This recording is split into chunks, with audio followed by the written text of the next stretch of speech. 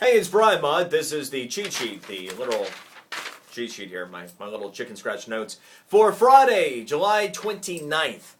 So here's a little bit of a funny spin on an otherwise not so funny situation, everything that's going on in Washington. As of the close of business yesterday, Apple officially had more money than we did as the United States. That's right, the entire country. You see, the United States Treasury is down to $76 billion left, period. We know that coming up Tuesday is the actual budget deadline as we reach the debt limit at that point. So Apple, at the close of trading yesterday, finished up with $78 billion. So Apple officially has more cash than our government does. Show of hands, how many people would actually like to see Apple buy the United States government? Something tells me that might work a little better. Hey, coffee. Good news here if you're a coffee drinker, and of course you are. We likely are paying as much right now as we're going to at any point, and prices are probably going to come down. Turns out that, supply-demand situation's been out of whack, in part because of environmental deals around the world, some of the weather in various coffee countries, but of course we know that we have an ever-increasing appetite for coffee, not just here, but around the world as well. And so that has sent prices shooting higher over the past year. Coffee prices have more than doubled over the last 12 months. But there's been good news of late. Brazil is beginning to up production dramatically. In fact, production is expected to rise 27% in Brazil alone over the next 5 years.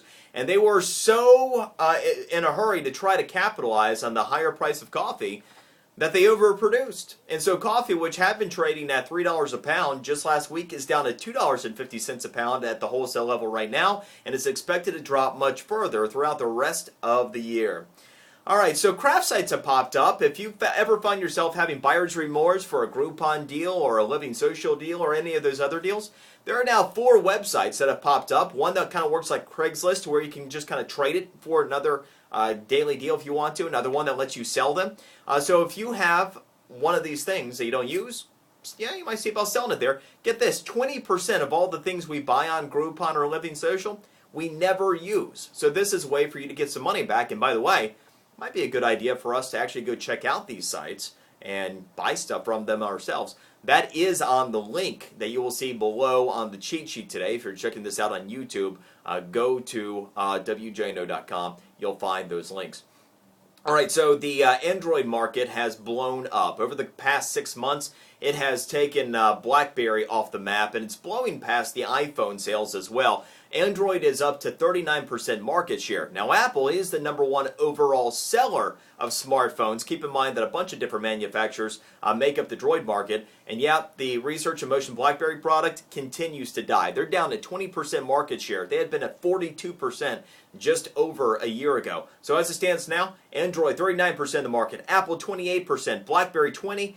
Apple, the #1 smartphone maker, and #2, HTC. They've really seen a rise. Hey, a trend in housing. Mortgage rates are rising. They have been rising about a half point this week. If we default on Tuesday, they're heading much higher still.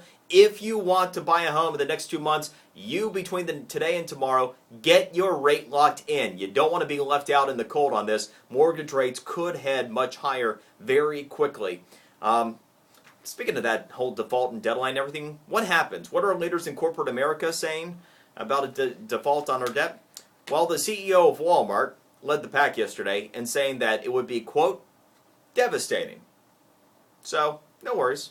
Just drink your coffee, which will be a little bit cheaper. And who knows, maybe Apple will buy the United States of America.